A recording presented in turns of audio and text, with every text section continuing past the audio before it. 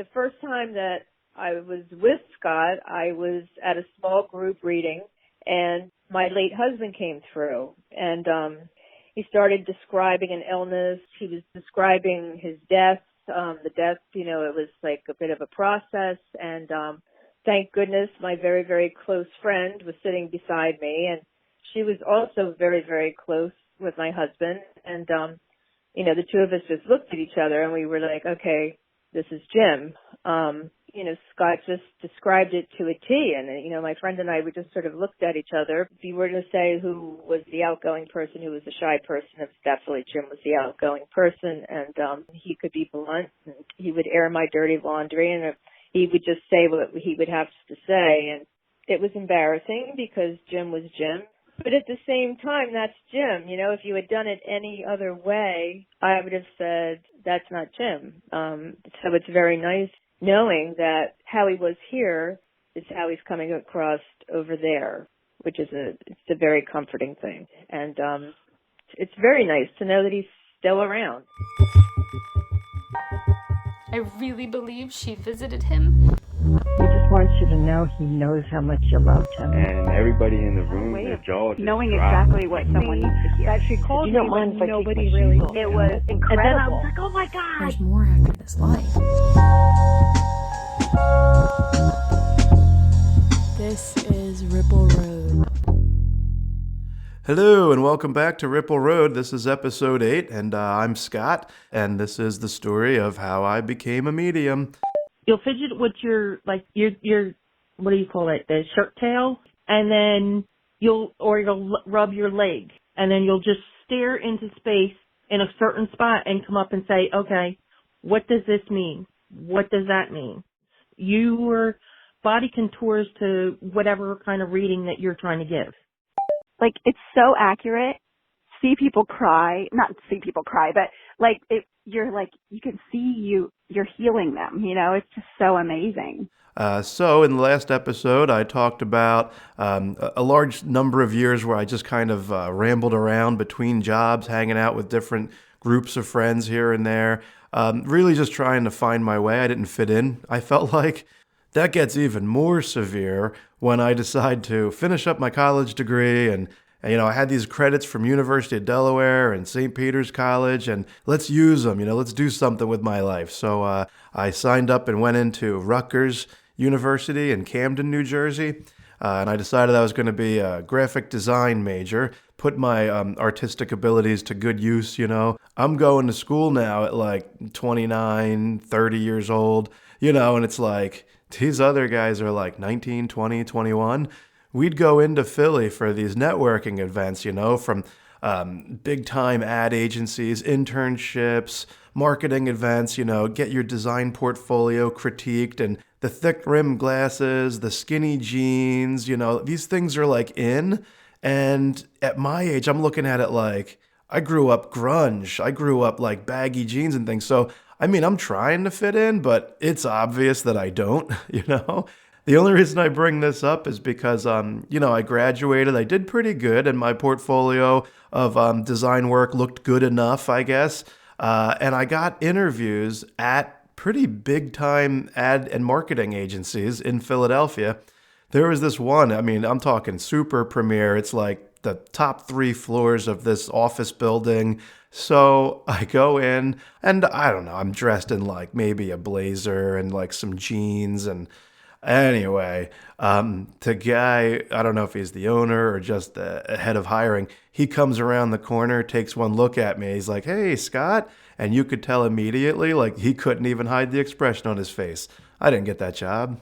He took one look at me and knew either I'm too old, I don't have the right hipster style, or he thought, this guy's too old. He won't be happy working 60 hours a week for $29,000 a year with a college degree. Like, we can only pull off that shit with 21-year-olds before they get upset and move on. Or maybe he just thought, like, we don't want to hire this guy. He's a nerd. Like, he doesn't fit in with our cool family of like hipster designers.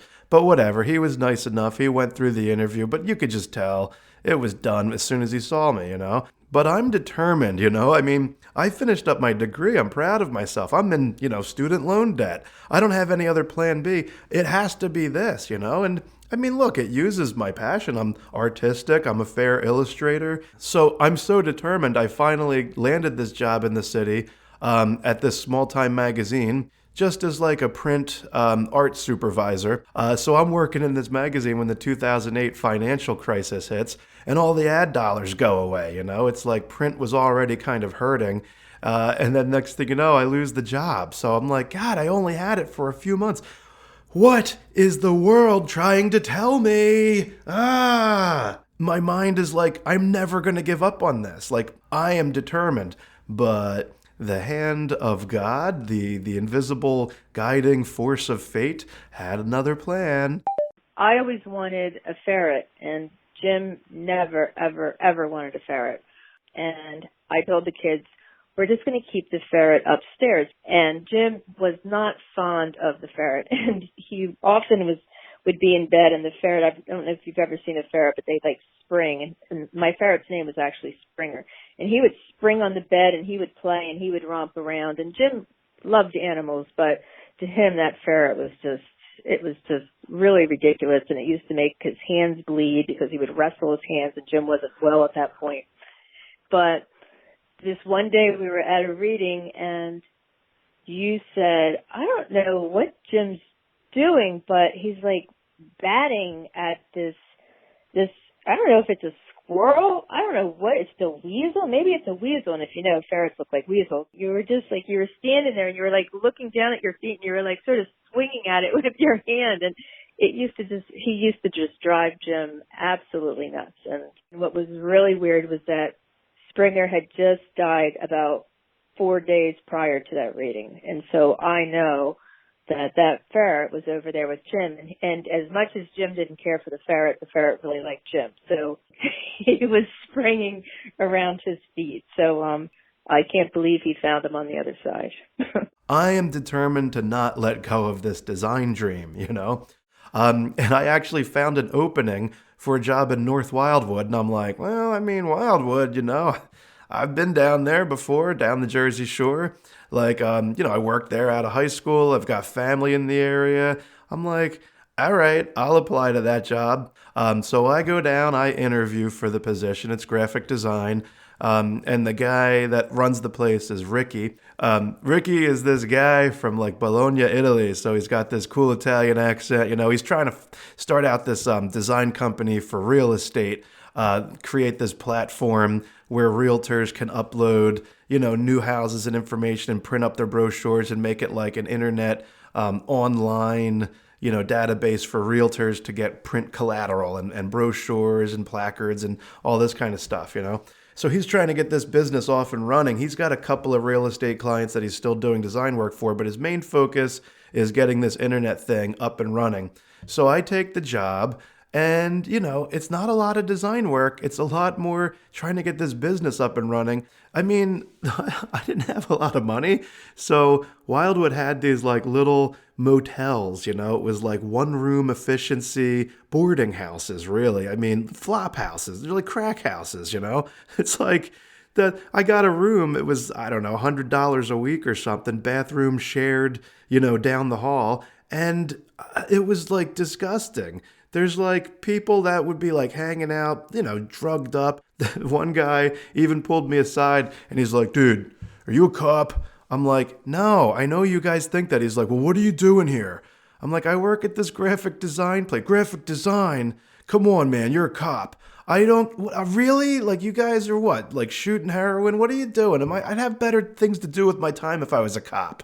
Like, come on, God. So it's not a very pleasant situation I'm dealing with. So, by the time the job is getting like kind of cumbersome, it's not really what I want to be doing. I don't know. It's like, April, May in Wildwood, New Jersey. It's like a desert town before the summer hits, And I'm living in this like freaking halfway house kind of situation, So I finally go to Ricky. I'm like, dude, I can't do this. It's not working out, man. I got to put in my notice. I'm just going to go back up to my dad's and keep looking for something else. This isn't really working out for me. So he pulls me aside into the side office and he's like, what's the problem? I'm like, I can't be living down here. He goes, okay, hold on. Didn't you say that you went to your aunt's offshore for dinner one night? I'm like, yeah, sure. So he goes, well, why don't you go stay with her for a couple of weeks? I'm like, I'm not going to be a burden on her. I'm not doing that, you know? And he's like, look, it'll save you money. We'll get the internet thing up and running and it's going to get better. I'm like, I don't know, man. I'll think about it. But he can tell my I think about it is like, no. Dude corners me. He won't let me leave the office. He's like, Scott, get on the phone right now. I'm not letting you leave this office until you call your aunt. I'm like, what? He's like, do it. Call her right now and ask her. I know that she'll say yes. I'm like, Ricky, you're crazy. I'm not doing that. And he would not let me leave the office. He actually stood in front of the door. He would not let me leave until I called my aunt and asked her if I could stay with her for a few weeks, right? And of course, she's like, oh, I'd be more than happy to have you, you know? At this point, my Aunt Joan is living offshore. She's living in this little mobile home, kind of senior community. She'd love to have the company. I'm like, okay, fine. I mean, this is where it starts to get crazy, and we talk about, like, the invisible hand of destiny. And I wrote down all the stuff you said so I didn't forget, and I just put them in a folder. So 6 months later, a year later, I'll come back to it, and it's just like, wow. It's not that what you do makes any difference in my choices. It's almost like we have a session, it grounds me, and then it excites me that I get to play it out and live it. And then the best part is when you put the stuff away, when you pull it out a couple months later, the excitement of going back and reading it after you've lived, it's like, oh my God, Scott picked that out too. Are you kidding me? So I move into my Aunt Joan's. I'm staying there for a couple of weeks and I'm working and Ricky's trying to get this business up off the ground. We're filming like TV commercials for it. And eventually it's just looking like it's not working out. You know, it's been, I don't know, maybe a month at this point. I'm staying at my Aunt Joan's and the internet thing's not taking off. And finally I'm like, you know what? This is done. I can't keep doing this. And I think I gave him like my week notice or 2 week notice. I didn't give him much notice. It was just done. I was feeling like this is done. You know, the thing is, the whole time I was at Rutgers doing graphic design, I would get calls every once in a while from just random people like, hello, is this Scott? Yes, is this the psychic? I'm like, yeah. Oh, I would like to book a reading. I'm like, yeah, I'm not really doing that right now. I'm kind of like whole hog into this graphic design college thing. Like, I don't have time to be running around trying to do readings for people. So I would just like recommend other people and get off the phone and be like, nah, I'm not doing it right now. But every once in a while, somebody else would call, whether it was clients that I had already read for, like people I'd done enough readings for that I kind of felt like they were my friends at this point. So yeah, okay, I'll do that quick reading here and there. So maybe, I don't know what, like once a month, once every other month, I'm like doing a reading still for somebody. And I must have done a reading at some point because I'm staying at my Aunt Joan's and we're talking about it, you know, like how I was doing these readings on the side and you know, my history of the mediumship thing and how it works for me. And she's interested in it, you know. She read the John Edward book and the Sylvia Brown books and watched the shows on TV. And, you know, she's kind of into all that stuff. So we would have these talks around, you know, dinner about mediumship and spirituality and things. And one thing leads to another. She's like, well, let's set up a time for a reading, you know, and she's going to have her friend over. And we're going to do this reading. So I did, you know, I don't even remember what I said because that's what happens, but it must have been pretty good. You know, I did a good enough reading. One of the things my Aunt Joan had gotten into was this little social club called Woman of Heart. And here's where like the invisible hand of destiny comes smashing through the window and grabs me by the collar and shakes me awake, you know. My soul must have been slumbering while my insecurities and my emotional baggage were at the steering wheel of my life. Like, let's go this way. And finally, like, the hand of God comes in and kind of blah, blah, blah, blah, shakes me awake on this one. The reason it was called the Women of Heart is because, like, they did like a picture of a heart. You know what I mean? And then each person's name in the heart would outline the heart. Well, the original heart got so big that it splintered off. So we'd have all these different women of heart, all these hearts of women. This is for women only, and it was a lot about like women empowerment and also about charity work, like a lot of charity work. So it was this guy, word of mouth, it just got crazy big. Every week, each heart would have like a little conference call, like a pep talk, like, you know, just a get together type of thing. Okay, this is what we're going to be doing this week. So I no sooner had done this reading for my Aunt Joan and her friend, it was like the night after that reading, my Aunt Joan's on her conference call with her heart group. And one of the women that was on the call, we end up becoming friends. I'll explain all that. Here she is telling about the very phone call in 2009 that transpired. I was on a conference call, and, you know, I think the question was something like, well, what did you do this weekend or something? And she said, I met with my nephew, and he's a medium. My ears just went up like, what?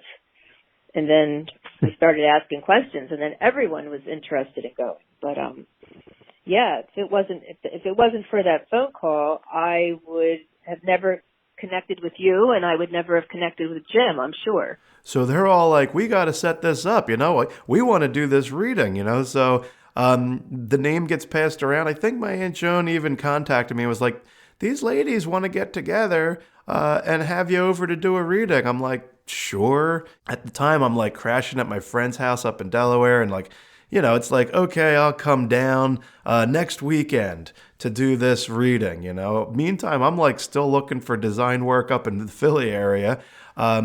So she gives my name and number to this woman who then ends up calling me to arrange a time for me to like come down and do this reading for them, you know. When I spoke to you on the phone, you were like, I was like, well, how much is it? Because I'll tell everyone. And you were like, A, I don't know if you really knew how it would turn out. And B, you weren't thinking of doing it for monetary reasons, which again speaks to your character. You were kind of just doing it to do it for Aunt Joan and to make, you know, coffee money. So I'm like 34 years old at this time. It's July of 2009. You know, and I'm like looking kind of awkward in my trying to be a hipster kind of clothes, and like it's not really working. So I come back down to do this reading, and, you know, I come in, I do my thing, I like take my shoes and socks off, pull up a chair, everyone's sitting around on this sectional couch and chairs, and I'm like, I just kind of get into my shtick, like explain what I do and how it works, and you can ask questions, you know, but I have to do this meditation first, so let me just see what I get on my own. You know, I need everybody to sit here as the group. It's going to run probably 2 to 2.5 hours. I lose track of time on these things, but it's going to take me like about 5 to 10 minutes to meditate. So just kind of hang tight in here, and once we're off and running, you know, you'll see how it works. So just, you know, here we go, and I do my meditation. You were kind of shy, but I mean, when you were very young, I just remember you as being very, very young. Your routine is very different from others. So you're like, okay, I'm going to close my eyes, I'm going to meditate. Well, we were so new to it.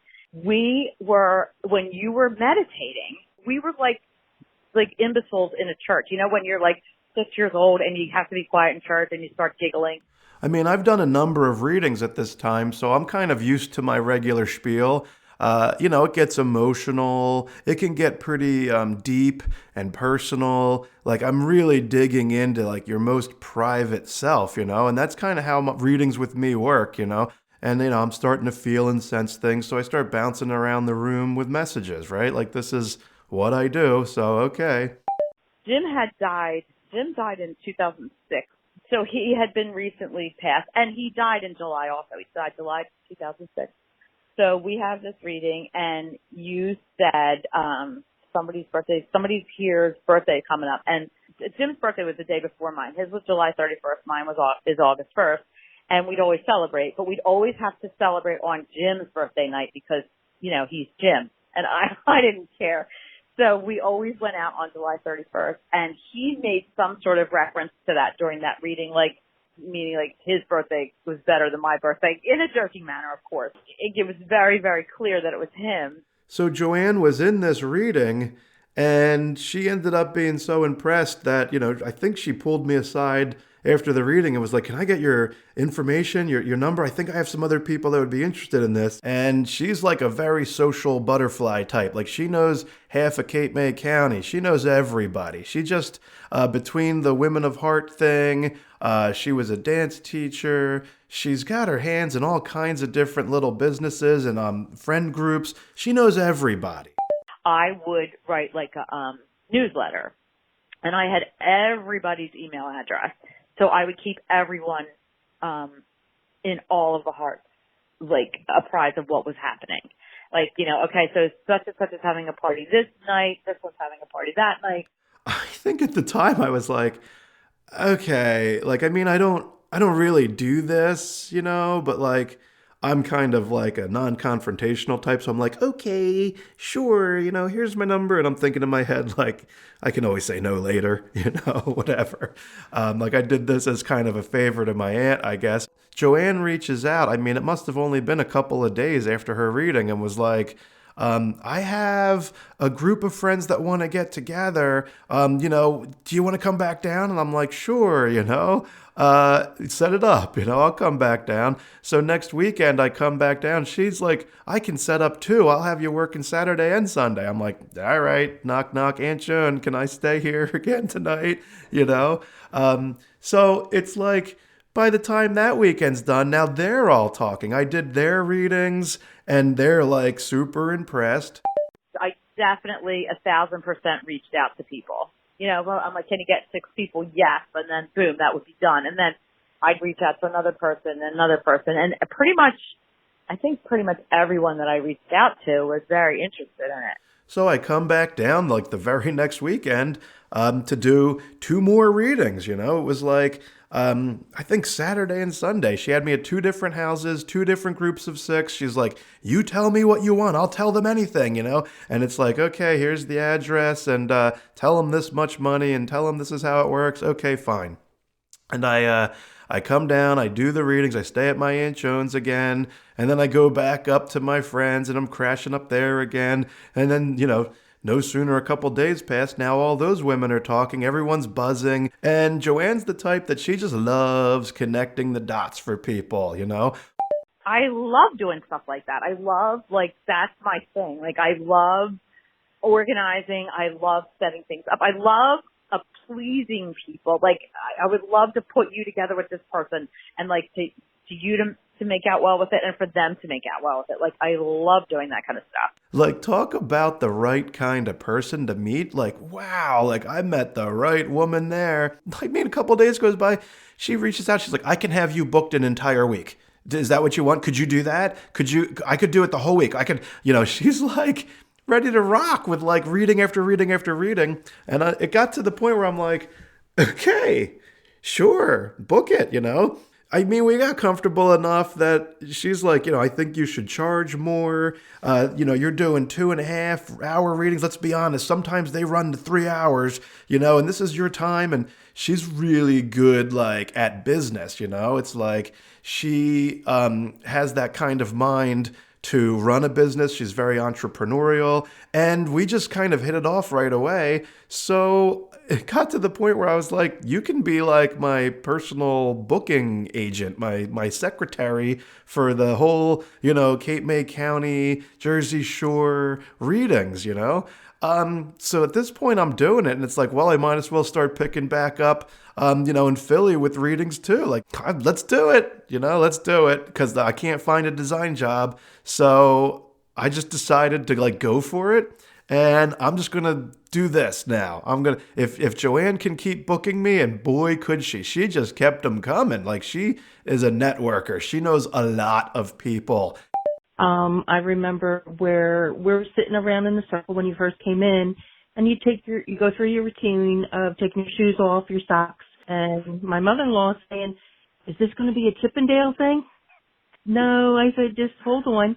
I said, and then you went through your routine telling us why you do it and all.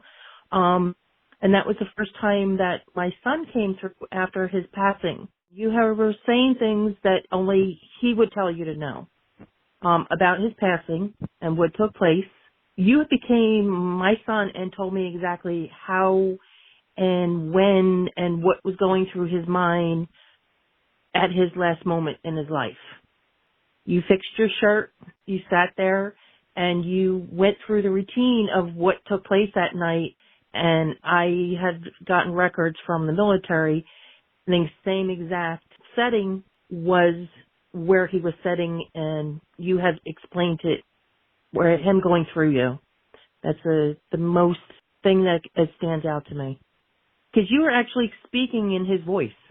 It wasn't your voice, it was his voice. You know, so it's like the business end of it. All right, I'm going to make a website. You know, I'm going to get like nice looking business cards that are like UV coated, full color, front, back, rounded corners. The graphic designer in me is coming out, you know. I'm like, my website has to look like this, and it's got to be like super flashy and vibrant design. And, you know, it's like, I want people to see me not as this like spooky fortune teller, like no skulls, no like candles and crystals and like Ouija board pentagrams. No, I want my visual elements to be like happy and like he's a normal guy. Just look at him. He's like a regular dude, you know? So I'm handling like the design end of it, like getting the website up and everything. And ScottHenry.com is already taken.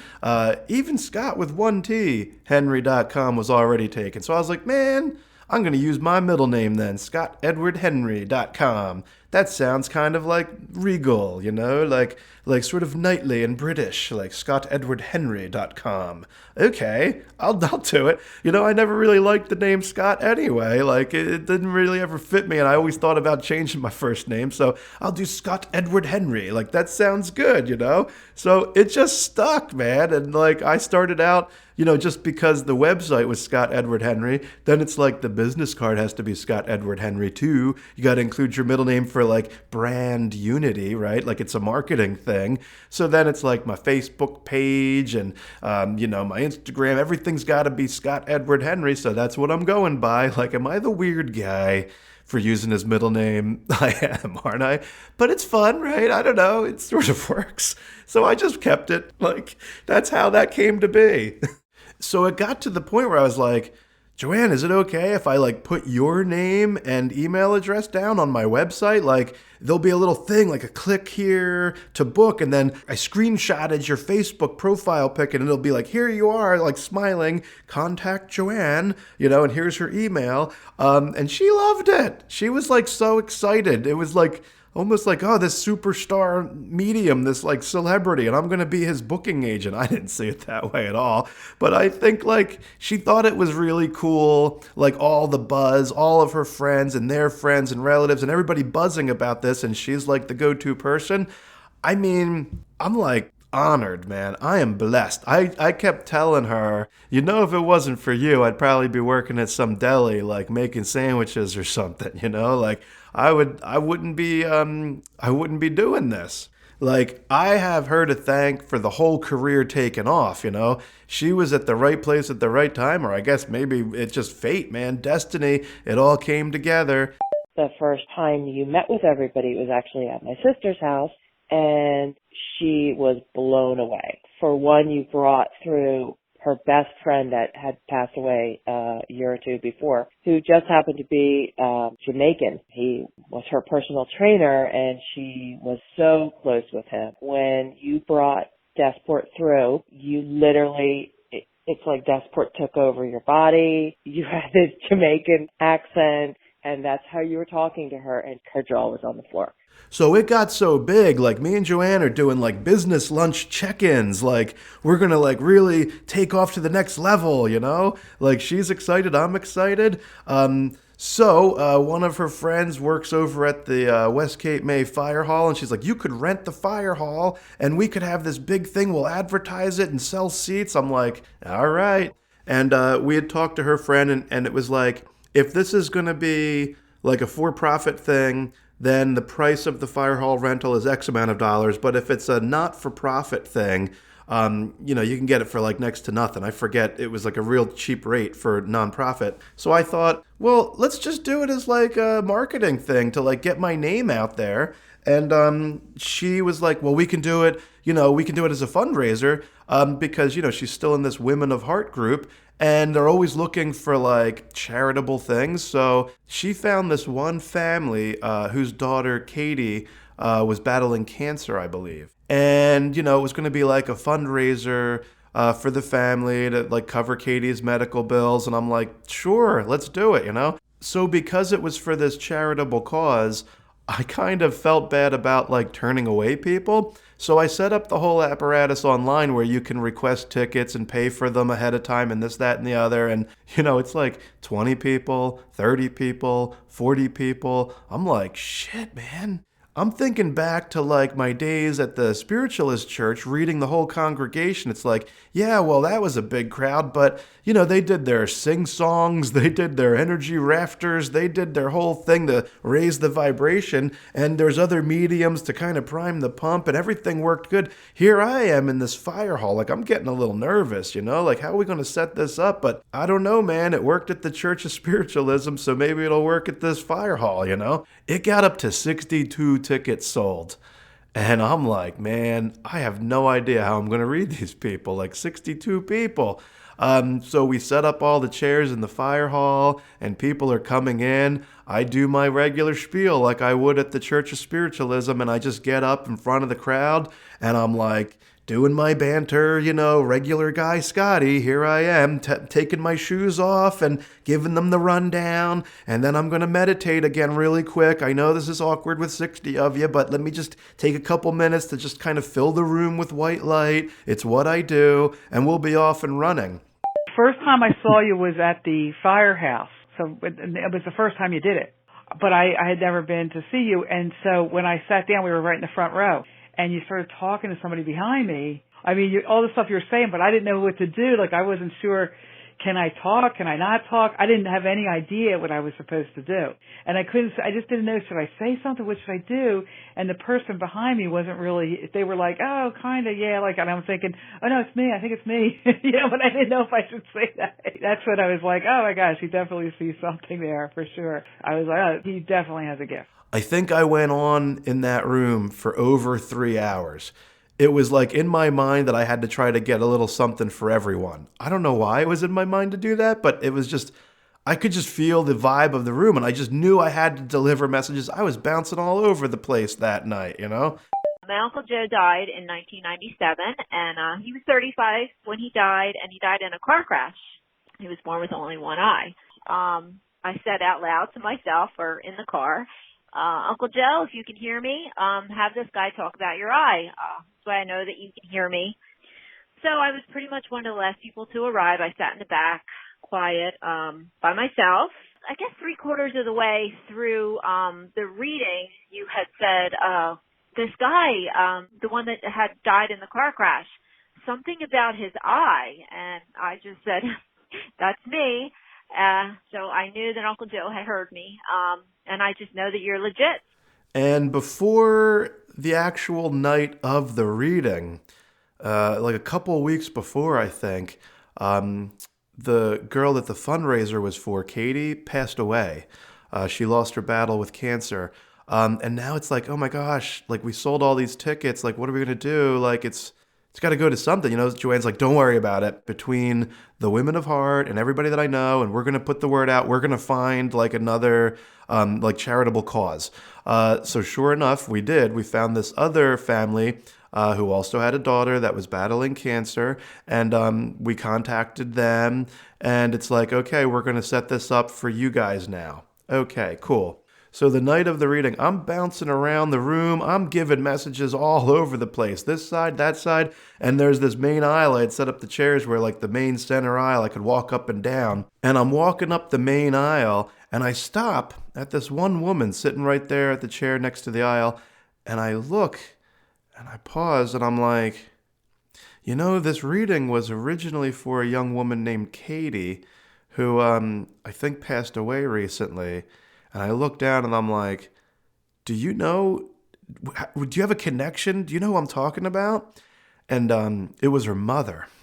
I was like, whoa, that's weird. So I ended up, bringing through the message from her daughter to her mother sitting right there in the crowd like, Wow, man, that's crazy. So that whole evening was chock full of a lot of crazy coincidences like that. It was like this life force energy convergence. There were people there who knew other people. They left the reading telling their family, telling their friends, I got bookings coming in. I'm going all over South Jersey. I'm going back up to Philadelphia. I'm going over to the Jersey Shore here and there. I'm all over the place. So the bookings start coming in and, Joanne's loving it. I'm loving it. Like, this looks like this is going to be my job now. This is my job. I stopped looking for graphic design work because I'm busy doing this now. And it was around that time I think I finally started moving up from like, okay, if I can only do like 3 a week, like realistically, like I've done 4 and 5 a week, but it really starts to drain me. So I'm like, I got to take days off. And on the days that I do have the readings, it's like I can't be drinking coffee. I can't have fast food. I can't eat crappy. I got to have a good night's sleep before. Like my allergies can't be acting up. I can't take Sudafed. There's so much that goes in to making my vibe, my energy, my head clear and connecting to the right place in my head to do these readings. I can't be a little groggy. I can't be weighed down. I can't have, had a bad night's sleep last night. So like the whole day of a reading, I'm setting it aside like meditating. I'll take a nap if I have to. I'm eating late. I'm like really, I should be charging a little more than $80. So it's like 120. Okay. Well, if it's 120, why not 150, Okay, well, hold on. If it's 150, why not 180? Because I'm cutting it off at 6 people, and almost all the time people have 6. But like, you know what? I'll do it as a flat rate. You can have 3 people if you want. I don't care. You can have 2 people. Heck, you can have 1 person. I don't care. This is what I'm thinking. I'm like, I just don't want more than 6. But 180 is like equally divisible by, 6, 5, 4, 3. Like we can make this work. Like we can make it work. I don't want to know how you're dividing it up. It's just going to be a flat rate. And that's the way I have to work this business model now. I'm starting to like figure out how to make it work as a business because like, what if I don't read one person because they showed up drunk or they're like super skeptical or they're like reserved or guarded? What, now I get paid less? Like, how's that my fault? Like I'm still setting aside the same amount of time. I'm still going in with the same energy. I'm still using up my whole day trying to be this like meditative monk preparing for this reading. And then what? Like one friend didn't get a reading and now I get paid less? That's not going to work for me. So you know what? It's 2 hours. It's 2+ hours, really. Sometimes it's closer to 3, but whatever.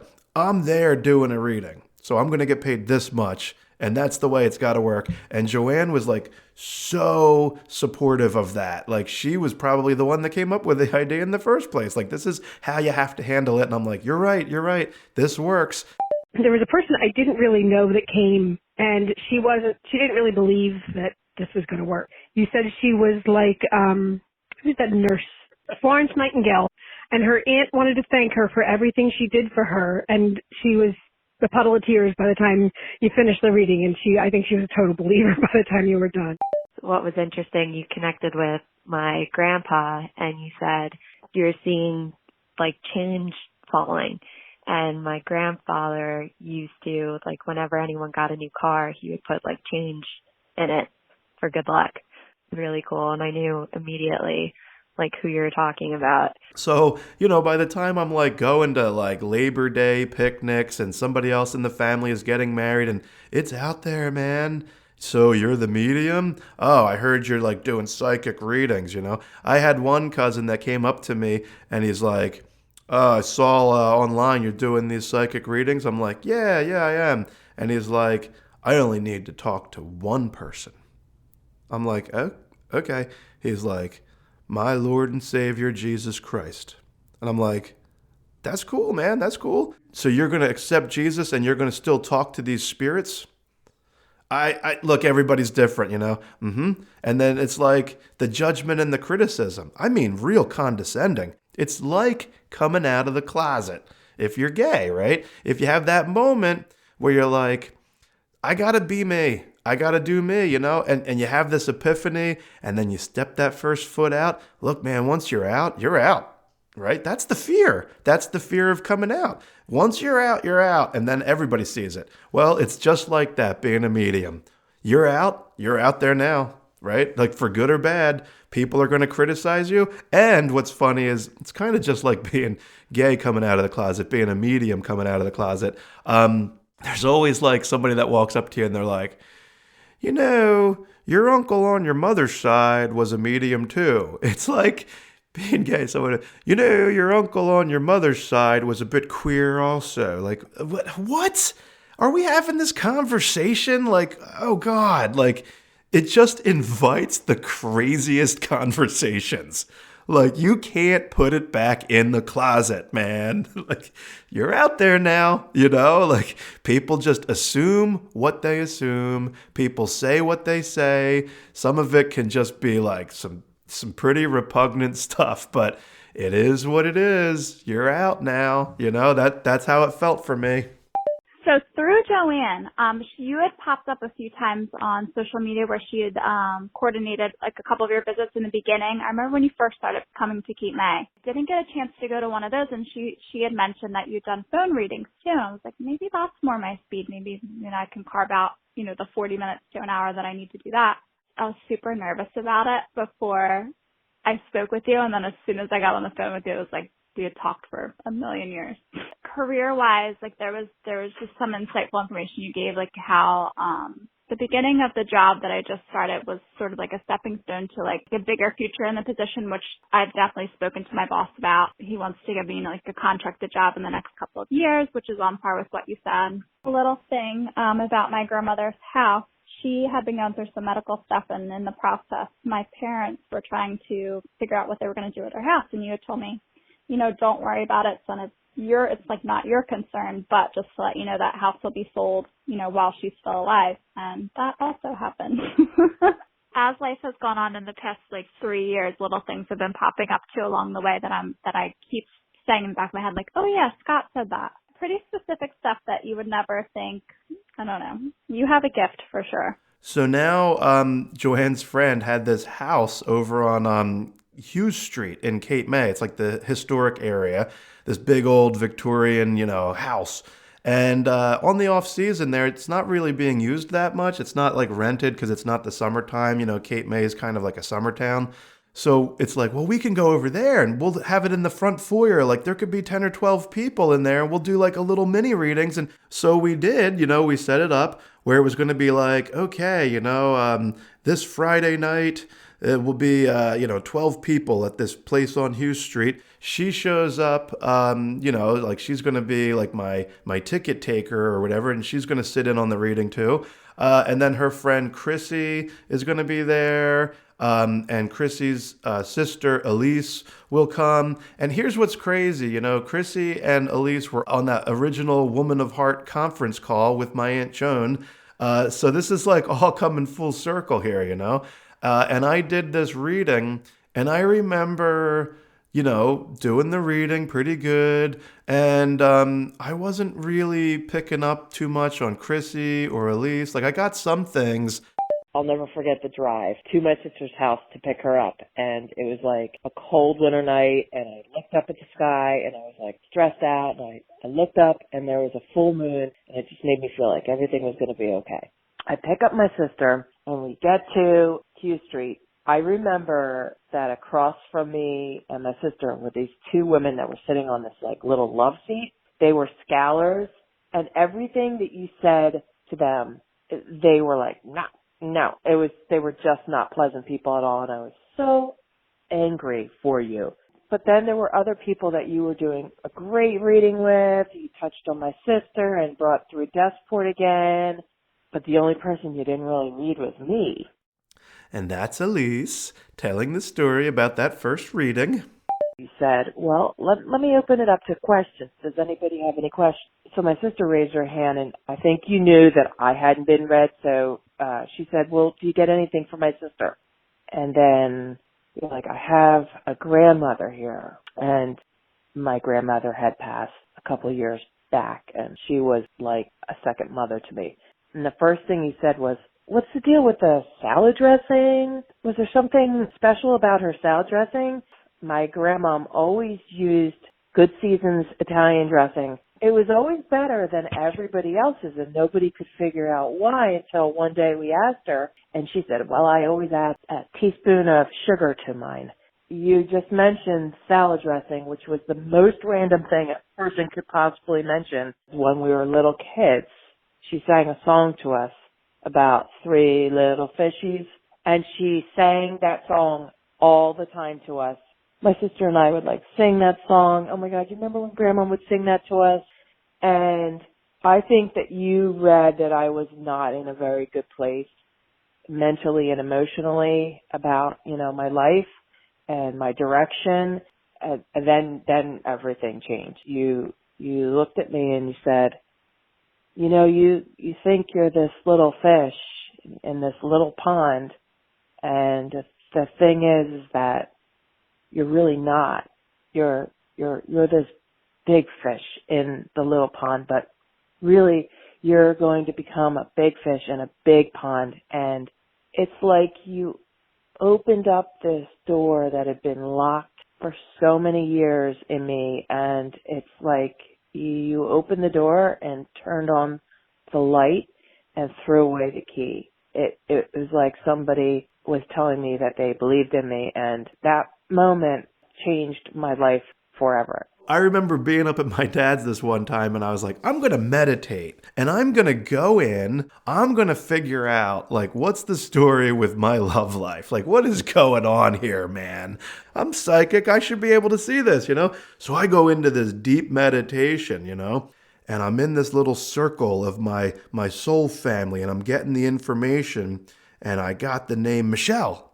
And I'm like, whoa, that was real, Michelle. Okay, that's a real thing. All right, I got something to go on. And I remember, for days, reaching out to people, yeah, what's up? Hey, any single girls named Michelle? So at one point, I'm doing a dream interpretation weekend, I'm going to put it out to my Facebook crew as a marketing thing, hey, I'm not doing any readings this weekend. Anybody have an interesting dream? I'll interpret it, And Elise had been following my Facebook since that first reading, and she had emailed me one of her dreams, and I emailed her back my interpretation, and it was probably a couple months goes by again, and she reached out again in email and was like, you should read these books, these Brian Weiss books, and introduced me to all of that material. And we're reading, and I'm writing back and forth as I'm reading the books, and we kind of get a little email exchange going over time.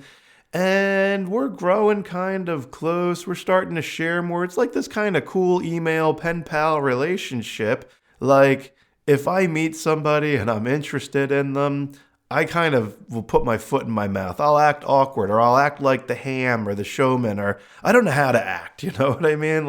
It just comes off weird, I think. But over email, Elise and I were able to share in a very open and vulnerable way that became really nice. And it was you got to looking forward to open those emails. It got to the point where it's you're checking your email every night before you go to bed and first thing when you wake up in the morning. And this is kind of growing into something here, And Elise and I eventually end up meeting and dating, and grew really close, It was a very gradual beginning of the relationship, but eventually we just grew very, very close. If my spirit guides had told me that the woman I was destined to be with was named Elise, that's not a very common name. If I met her, I would have been knowing me, you're my one. You're my soulmate. We're supposed to be together. She would have backpedaled out of that dinner date so fast, weirdo. I would have come on way too hard and strong for her taste in the beginning. But it was a gradual thing. It allowed us to be vulnerable, to talk openly in emails and grow this connection naturally. And once we were connected, once we had that strong bond, then they told me. And they did it in a way to show me that they knew all along. So we meet up, we're going on dates, and it must have been like our third or fourth date. I'm walking along the beach, Jersey Shore. I'm walking along the beach, and I get this little spiritual tap out, like a psychic vibe. Ask her middle name. And I was like, no way. No way. I'm like, what's your middle name? She's like, Michelle. Why? I'm like, oh my God. No way. So that first conference call with my Aunt Joan, when I first did that reading, and she's telling her women of heart about her nephew that came to do the reading, Elise was on that call. Elise was in my Aunt Joan's heart, that group of 8 women. Like, whoa, what a long journey it was, But everything lined up just at the right time. Elise was already at the Jersey Shore. I got that job at North Wildwood at that design place with the real estate internet thing. Like, I stayed at my Aunt Joan's. I did that reading. Elise was on that phone call. She was already in my Aunt Joan's heart. Like, weird, man. It's so crazy how that all set up. It took years of me being with Elise, just hanging out. Still to this day, like, little tidbits come out that I'm like, wait a second, where were you in 1997? No way. Elise went to college out in Colorado, and in like 96, I had this dream of pushing a boulder through a toll booth, and I went to Blockbuster Video where I was working at the time and told everybody that I had to go to Boulder. And here, like, by the time I got out there, she was gone a year, but I went out there. And like, she was in Arizona for a minute. I went out to Arizona. She lived for a second in Prescott, Arizona, which is spelled literally Prescott. She wanted to go to USC. I applied to USC. There's a whole lot of little weird things, man. I could go on and on and on about it. I was writing a kid's book at one point where the little boy in school had this crush on a girl named Lacey, and her name is Elise. And people in her high school used to call her Lacey and all this. I'm like, that's weird, man. The thread was there running through my whole life. This invisible soul, this powerful, loving, guiding force was there. I just couldn't see it because of the rainstorm of my brain. My ego, my emotions. I wanted to be in control. I needed to do that. I needed to be a graphic designer. I needed to take all these crazy jobs and go that route in life. All those years that didn't make sense, they make sense in hindsight. Elise had to go what she had to go through. I had to go through what I had to go through. We found each other at the right time. If I met Elise even 5 years before I met her, it wouldn't have worked. I was still trying to be somebody I wasn't. I was trying to hang with these young kids, and my goals were off, man. I was off. I wasn't even being true to myself, but I didn't realize it because I could put on some masks. Here's somebody that can see through me to the real soul of who I am, and I feel the same way about her. That's important. Boy, that's important for somebody like me, You were really strong and adamant about me. You could sense I was going away, that I was going to meet somebody. You were in the middle of reading somebody else, and you just turned to me and started talking about even the time length and when I would meet this person in another country. You described them physically, attributes, and it was dead on. From even the fact that you said you're going to meet him within 2 weeks, I met him within 2 weeks to the exact date of arriving. I'm an artist. I do a lot of artwork, and you told me that you felt really good about me using bright pinks and oranges. I do like, the best way I could explain it is pretty much like pink portraits of people. They vibe with me the most. I used to think like there's all these stories of like spiritual gurus who are like on their own. They, like priests in the church, they don't get married, right? Like Jesus wasn't married unless you're into the Da Vinci Code and think he was having a thing with Mary, but whatever. The stories that are out there are all about these nomadic gurus, and I'm like, there's my story. Why does my story have to be like someone else's story? In my world, I love being in love. I love being with somebody. It's what I need. because of whatever, my childhood or whatever. Hey, if it works for you to be single, be single. If it works for you to be in a partnership, do that. For me, it's so huge being in a partnership. It's so huge to have this companion in my life. When a reading fails to connect and I'm like just feeling empty and desperate and I hit these brick walls and I don't know, Elise is there by my side. You know, she can help me. She can hold my hand through it.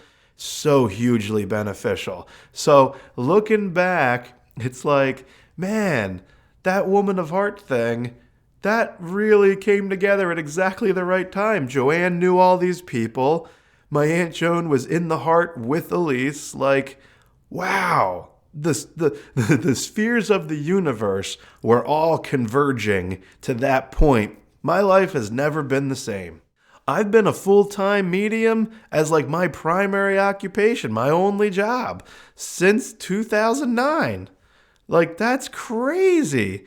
It's just continued. It's all word of mouth. It just keeps going. So I am blessed. My life's never been the same, you know? Yeah, there were times I felt bad for you, and I thought, oh my gosh, she's going to start banning me from the readings because Jim was he was such a strong force. But, with time, you two became friends, thank God. And that's what I would see when I would go to a lot of your readings and I would sort of be, helping Joanne take tickets and sitting off to the side, is that's what you'd observe from people. You didn't realize how much you did for them. Like, you could just see it in their face, just the fact that they knew their loved ones were still around. I mean, that's a great gift that you have, and it provided people with that sort of peace. And, they would walk in, they'd be a little bit tense, and the minute they would hear from the other side, you could see just it meant a lot to them. I had never experienced anything like it before. I didn't know what to expect. I was very nervous the whole time. And I kept thinking, please don't call on me. Please call on me. Please don't call on me. Please call me. This one time you're like, what's up with the tattoo? And she literally pulled her pant leg up and showed the tattoo with the plastic still over it. I mean, she just got the tattoo.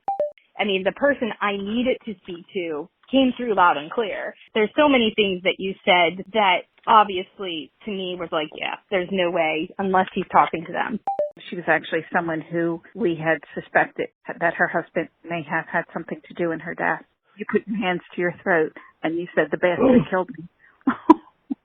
A couple times someone has come through and I wasn't real clear who it was. Turned out to be my ex-boyfriend's father. And of course we had almost gotten married, so there was that connection, and I was like, oh my God, that's who it was. And I always go back and listen to my older messages, and it's like, oh my God, yes, that's where I was in that point in my life, and he told me I would get to this point, and I am at that point. So that'll do it for this episode. Thank you for tuning in. Be sure to follow me on Facebook, Instagram. If you can, subscribe to this podcast on whatever service you're listening to. You can subscribe to get notifications when new episodes are posted. Give me a positive rating if you can. Just pull up whatever app you're listening to it on now and do a little search, see if you can give me a little rating and subscribe. I'd appreciate it. Thank you again for listening, and I'm Scott Edward Henry. Check out more episodes at rippleroadpod.com, and I'll talk to you next week. Be cool, people.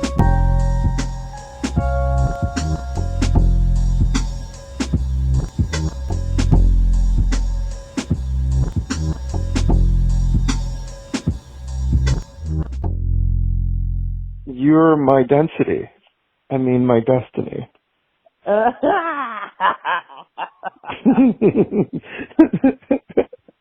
Density has brought us together.